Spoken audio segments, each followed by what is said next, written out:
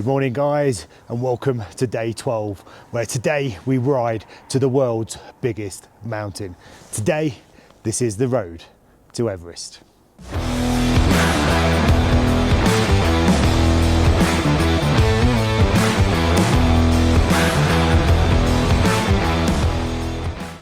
So today's ride is a relatively short one. It's 107 kilometers.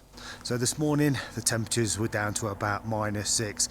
It's still really cold. We're going to leave in about an hour's time from New Tingri, which is the gateway to Mount Everest. I think we're going to be staying at altitudes over 5,300 meters tonight.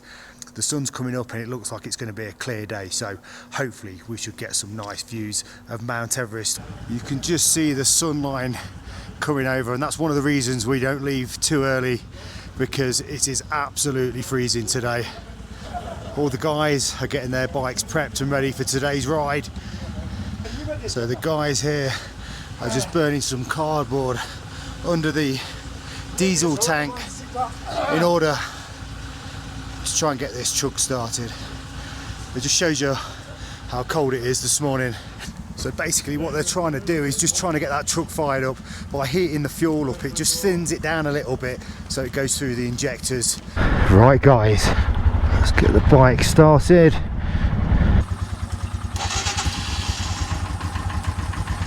Yeah, first time. Right guys, here we go. Everybody is super looking forward to this. There's not a cloud in the sky that I can see. This is what we signed up for. So let's get on that bike and start making our way to Mount Everest.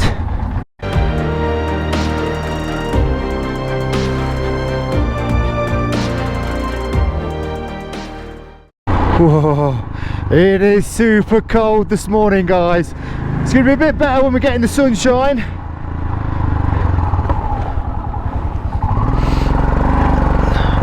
He says everybody's wrapping up well. So we've got 107 kilometers to do today. It's going to be a nice steady ride. I think we've got some nice twisty switchback mountain roads to go along.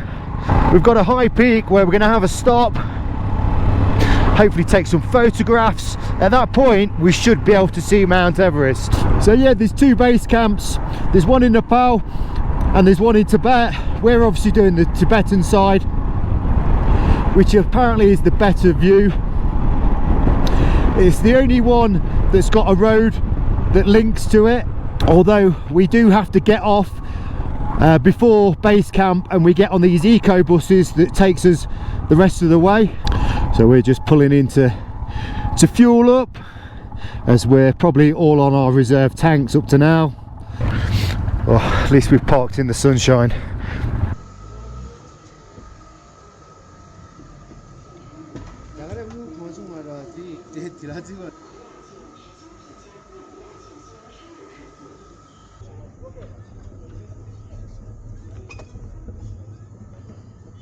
Right, that's all the bikes fueled up. It wasn't too painful today.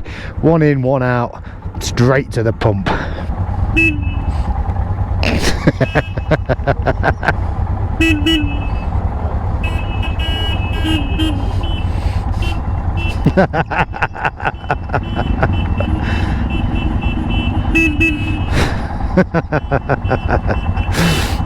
The boys are getting impatient.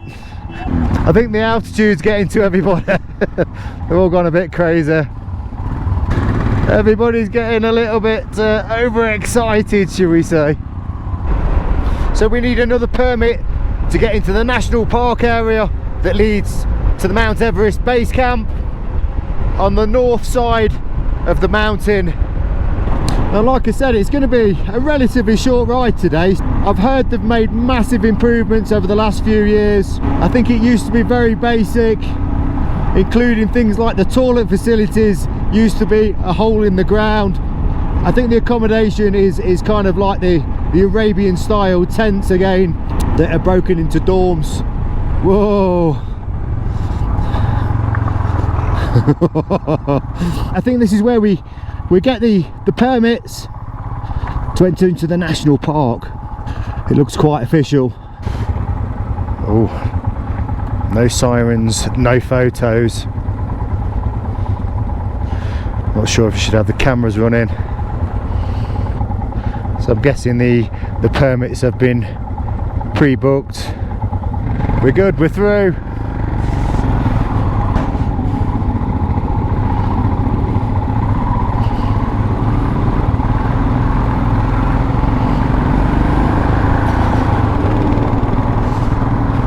And we are in the national park.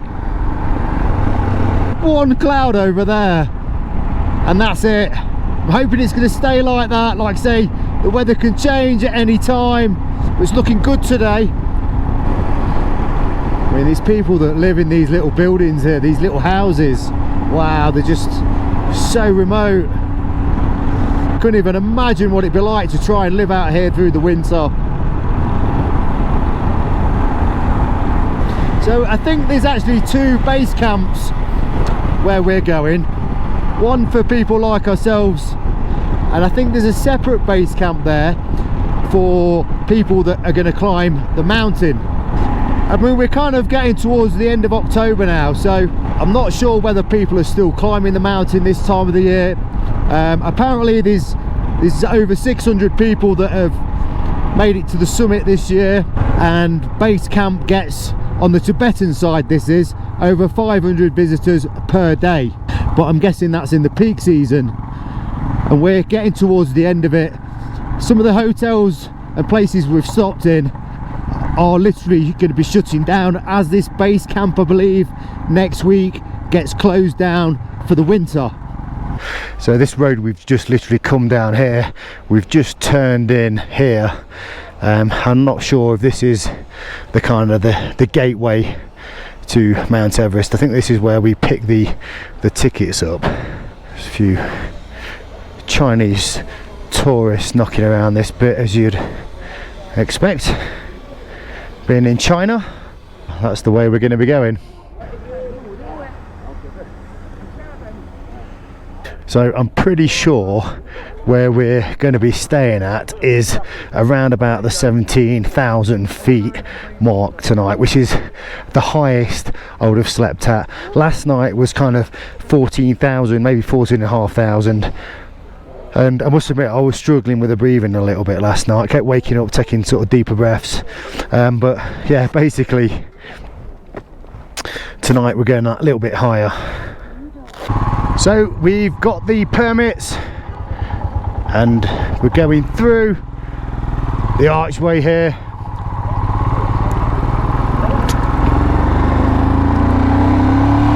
Let's catch the other guys up. It's only really when you get on the bike and you start getting that wind that feels quite cooling. When you're actually off the bike, it's okay. There's not much wind about at all today. So I'm just getting into the twisties as we climb up this mountainside. Yeah, that road snakes all the way up there.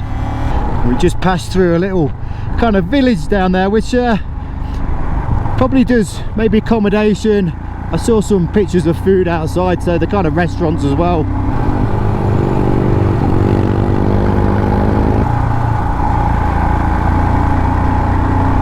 I've just pulled over to show you one of the roads how it snakes. I mean, look at that for some switchbacks.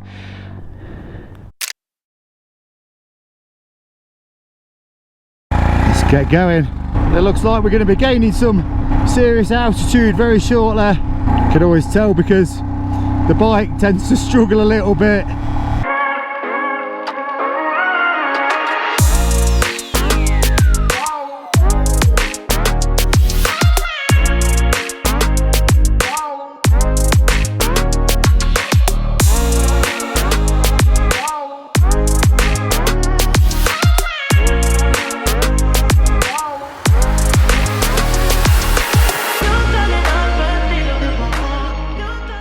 I mean, you've got to hand it to the Chinese. The infrastructure and the road system they've got leading to the mountain is absolutely amazing. Oh, the views just get better and better. In the background there, you've got a couple of snow-capped mountains just to set the scenery. Oh, I could just ride this all day long. I can see a couple of bikers in the right distance there. They can only belong to us. There's only us here. So here's some of our team just pulled over, so let's go see what they're looking at. Let's have a look over this edge. Gives you a bit more of a perspective of what we're riding. Wow, that just doesn't look real. The scenery is amazing. Back on the bike.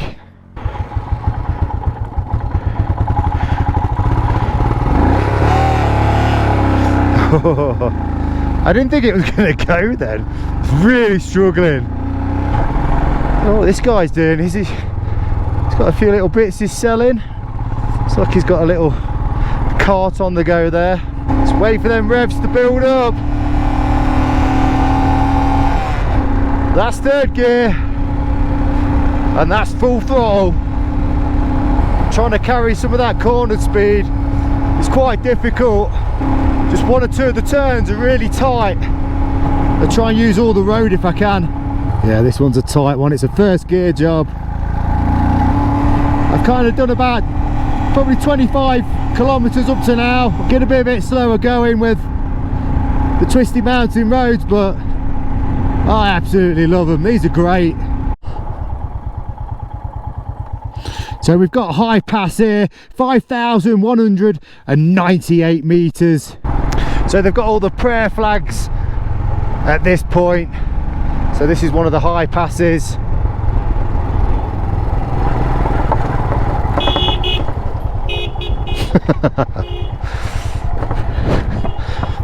Stopped in this little car park here at this high pass, and in the background there, as clear as day, you can see Mount Everest.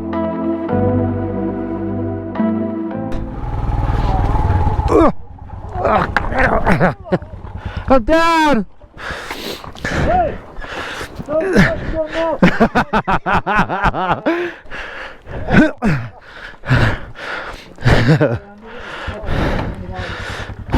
Right, let's try again. Well, that was a good start. You're not on an adventure unless you drop your bike. I tell you what, they take some picking up at that altitude. It's a good job everybody else picked it up for me. Yeah, I literally got in the bike and put my foot in the hole, and that's it. Once you lose the balance, you're gone. Whoa, these corners are coming up pretty fast. I much prefer the descent though. Look at that, guys. What a view.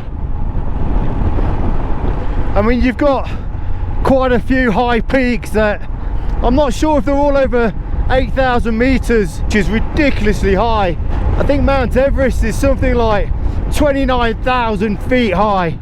I mean, that's just crazy. Another viewpoint there, that looks quite a good one as well, with all the prayer flags. Oh, we're going to be stopping here as well.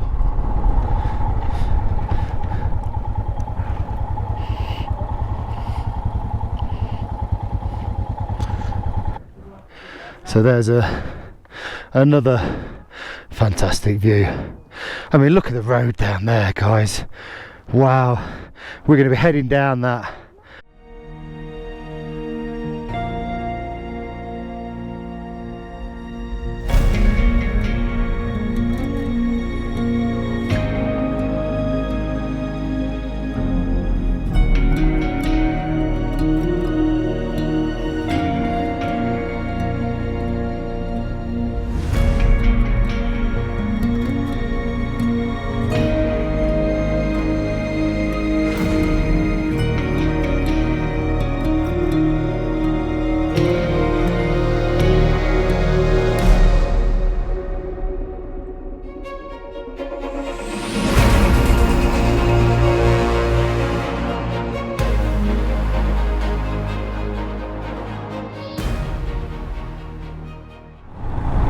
So we're just descending down the bottom of the mountain. Every corner you've got a breathtaking view. This archway that's been carved out the rock. Looks pretty cool too.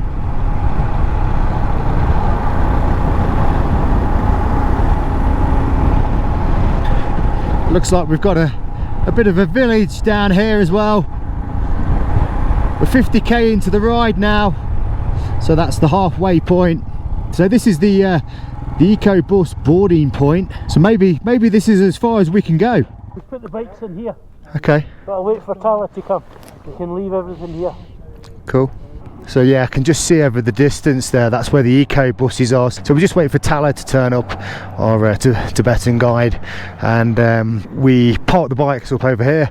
We get on one of them eco buses and that will take us the rest of the way. So guys, so this is where we're going to be parking up. This is where we have to leave our bikes. All vehicles have to go in here. I mean, it's a bit of a shame you can't ride all the way, but that's the rules, and it's the same rules for everybody. So we park up in this secure parking. We can leave whatever we want, and we just take a overnight bag. We could see some green buses just over there that take you to base camp. Right, so we've just offloaded the bags off the bike. We've kind of got an overnight bag to take with us, and we're making our way over to the eco buses now. As you can see, the buses are out here. Seems to be quite a few of them, and over here they've got a little shop where they've got oxygen for sale and some sausages if required. So yeah, these are all the electric buses that takes you to base camp. I'm going to be in this one.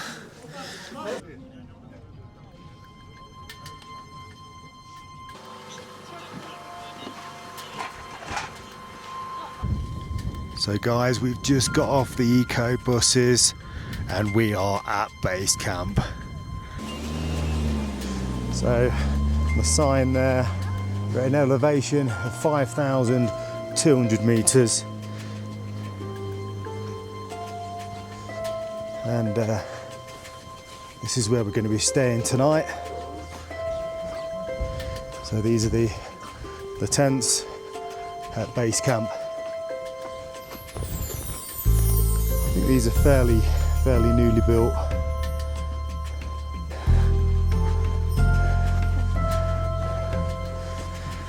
Okay, so this looks like our hut we're in.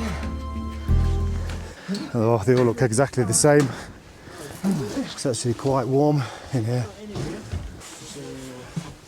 I think so, I'm not sure, Willie. Okay, so me and my buddy Ian, we have got the honeymoon suite. Yeah, very nice it is too. So it gets a little bit breezy at this altitude. To my left is the Rongbuk Monastery. It's still occupied and used by the monks here in this village.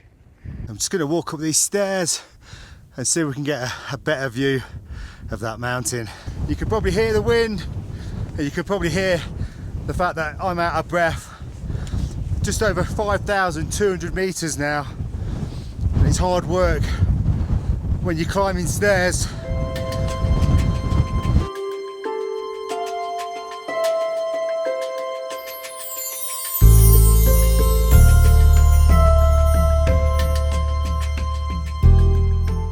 So you can just see a better view of our base camp from here. Over this side here used to be the old base camp, which has now been modernised with the block paving and the modern facilities. They've got a few little shops where you can buy drinks and snacks, etc. And believe it or not, they've even got 5G Wi-Fi up here. So I think we've certainly came at the right time of the year. It's not overly busy. I'd imagine in the summer you get over 500 people per day at these base camps. It's very quiet, as you can see. The ride here today was absolutely fantastic. To do them twisty mountain roads was an absolute pleasure. So we've still got 2 more days of riding left, so don't miss out on that, guys. I hope you liked the video today. If you've not subscribed to the channel, please do so. Give us a like and I'll see you in the next one. Morning, it was a -11. We have ice on the bikes. Big old beast. Ooh! Oh, you can see the ice over there. It's just Solid. Tumbleweed town. Got a bit of an incident, looks like a car's gone off the road. He's got that bit wedged. And there's a big snake up here. There's that beautiful lake again.